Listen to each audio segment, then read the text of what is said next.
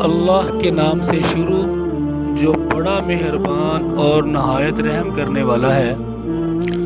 حدیث نبوی صلی اللہ علیہ وآلہ وسلم، آپ صلی اللہ علیہ وآلہ وسلم نے فرمایا، جب تم میں سے کوئی اپنی بیوی سے جمع کرے تو کہے اللہ کے نام کے ساتھ شروع کرتا ہوں، اے اللہ ہمیں شیطان سے بچا اور شیطان کو اس چیز سے دور رکھ جو تو اس جمع کے نتیجے میں ہمیں عطا فرمائے۔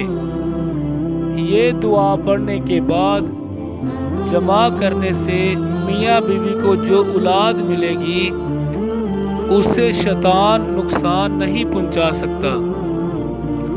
صحیح بخاری حدیث نمبر 141۔